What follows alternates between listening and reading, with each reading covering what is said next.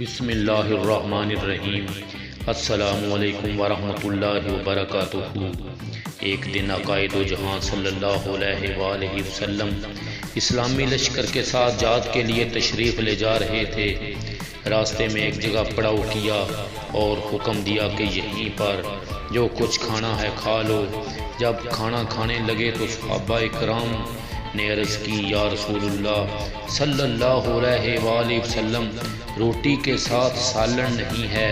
پھر صحابہ نے دیکھا کہ ایک شہد کی مکھی ہے اور بڑے زور زور سے بنبناتی ہے۔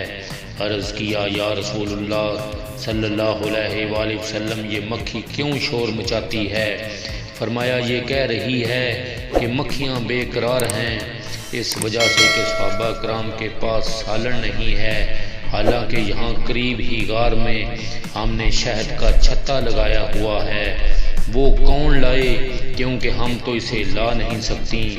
پھر فرمایا، پیارے علی رضی اللہ تعالی عنہ، اس مکھی کے پیچھے پیچھے جاؤ اور شہد لے آؤ۔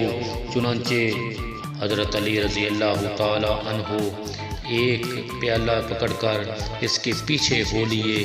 وہ مکھی آگے آگے اس غار میں پہنچ گئی اور آپ نے وہاں جا کر شہد نچوڑ کر صاف کیا اور دربار رسالت صلی اللہ علیہ وآلہ وسلم میں حاضر ہو گئے۔ سرکار دو عالم صلی اللہ علیہ وآلہ وسلم نے وہ شہد تقسیم فرما دیا۔ جب صحابہ کرام کھانا کھانے لگے تو مکھی پھر آ گئی اور بنانا شروع کر دیا۔ صحابہ کرام رضی اللہ تعالی عنہم نے عرض کی، یا رسول اللہ صلی اللہ علیہ وآلہ وسلم، مکھی پھر اس طرح شور کر رہی ہے۔ تو فرمایا، میں نے اس سے ایک سوال کیا ہے اور یہ اس کا جواب دے رہی ہے۔ میں نے اس سے پوچھا کہ تمہاری خوراک کیا ہے؟ مکھی کہتی ہے کہ پہاڑوں اور بیابانوں میں جو پھول ہوتے ہیں وہ ہماری خوراک ہیں۔ میں نے پوچھا، پھول تو کڑوے بھی ہوتے ہیں، پھیکے بھی، بد مزہ بھی ہوتے ہیں، تو تیرے منہ میں جا کر نہایت شیریں اور صاف شہد کیسے بن جاتا ہے؟ تو مکھی نے جواب دیا، یا رسول اللہ صلی اللہ علیہ وآلہ وسلم، ہمارا ایک امیر اور سردار ہے۔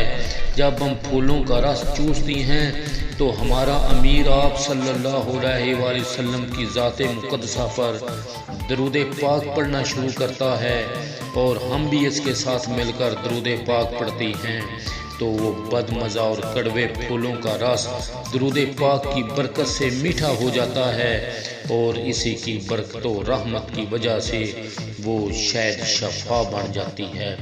اللہم صلی علی محمد وعلی آل محمد۔ آخر میں تمام دوستوں سے گزارش ہے کہ ہمارے چینل کو لائک کریں، سبسکرائب کریں اور پلیز گھنٹی کا بٹن دبائیں۔ بہت شکریہ۔